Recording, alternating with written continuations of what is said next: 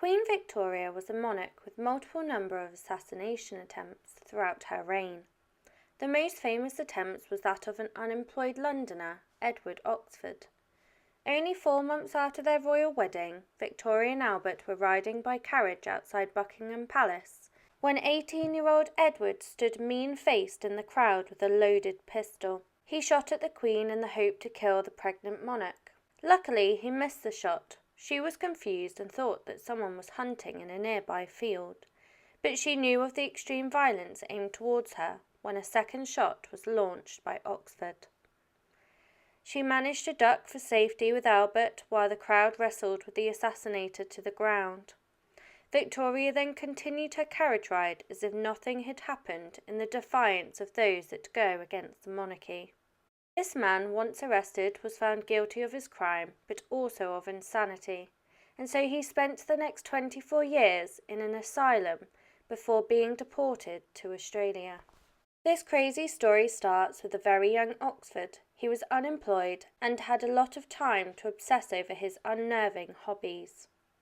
He began his unhealthy obsession with guns, and from here he planned to kill the Queen during the spring of 1840 during an open-top carriage ride. He noticed that their security was lacking, with only 2 outriders, and he perceived his quest as an easy one. Clearly suffering from a mental illness or some form of psychopathy, he was even more excited that the Queen was 4 months pregnant, and that the outcry from her death would be even more prevalent. If he succeeded in killing her, he would also kill her heir to the throne. Some months before, his fantasy spiraled.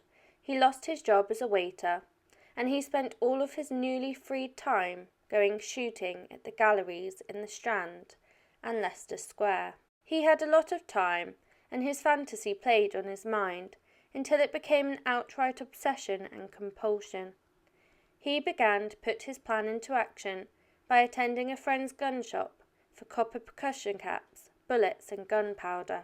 Oxford soon had everything he needed. On the 10th of June, he took his ammunition to a footpath close to Constitution Hill, where the Queen would be riding by horse-drawn carriage with her husband. He waited for the sound of the horses' hooves on the ground before stepping forward from the shadows into sight of the couple, and much to his delight, and as expected, their guards were not present. He fired both of his pistols, and the horses reared up in fear before running away with the Queen's carriage in tow. He was unsure whether his quest had been successful or not, and with little time to think, he was wrestled to the ground by horrified onlookers. They unarmed him, and he was arrested and charged with treason, but he was disappointed to learn that the Queen had escaped unharmed. With pride, Oxford admitted to the crime, and after little interrogation he offered up his home address for the police to search. They found a locked casket containing a sword and scabbard, 2 pistol bags, powder, a bullet mould, 5 lead balls, and some of the percussion caps. The police were concerned that an underground military organisation had been formed, as details of serving officers were found at his home. But after further investigation, it was discovered that Oxford had fabricated the whole thing after spiralling into his own obsession. The police struggled to find tangible evidence of his crime. The bullets fired during the assassination attempt had probably been picked up as a souvenir by onlookers. This gave Oxford the opportunity to change his story to get away with his crime. He attempted to deceive the officers by saying that the guns had only fired gunpowder, but his confession was enough to charge him, alongside witnesses that testified against his mental stability and sobriety.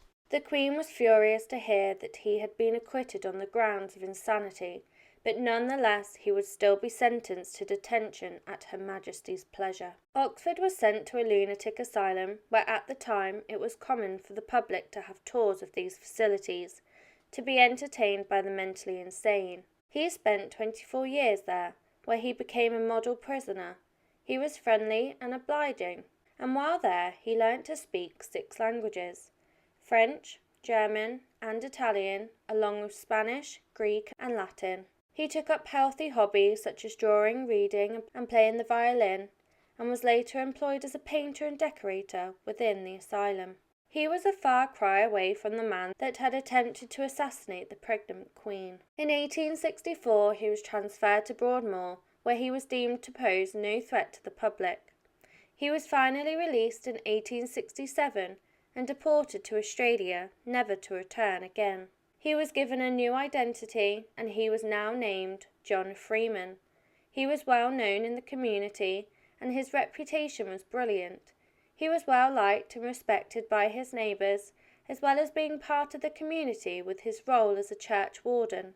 He cared for his poor widow's 2 children, and they had no idea that he had a criminal past and that he had spent 24 years in an asylum for his attempted assassination of the Queen.